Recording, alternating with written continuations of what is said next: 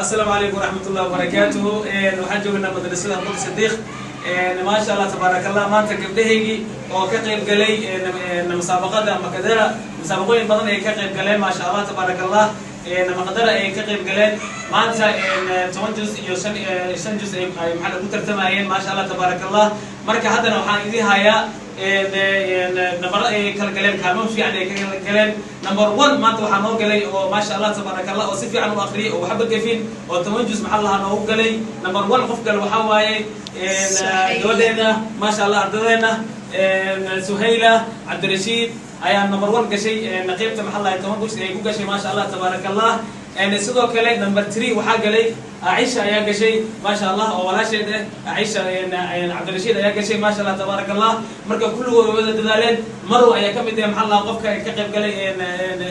musaabaqada ما شاء الله ayada maxalla shahaada ayaa lasoo siiyay ما شاء الله تبارك الله sidoo kale waxaa kamid ah maxalla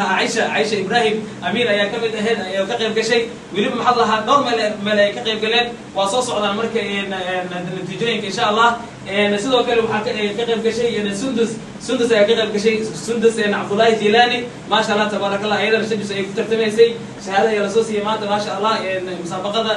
makadara ما شاء الله kulligood maxallaha way dadaaleen sidoo kale waxaan hilmaami karin ummi ay hilmaami karin oo ayadana ka qayb gashay shandus ay ku tartamaysay ما شاء الله تبارك الله ayadana waxay maxallaha soo heshay shahaada ay soo heshay kulligood waa wada dadaaleen kulligood number 1 way ما شاء الله تبارك الله maanta madrasada ayaa ku qaaday iyo ardada dhamaantood kulligood maanta waan ku faareynaa ما شاء الله تبارك الله يعني معلوم وين أي نقطة هي أدانا هي بهذا أبو بكر الصديق ما دام أنا هي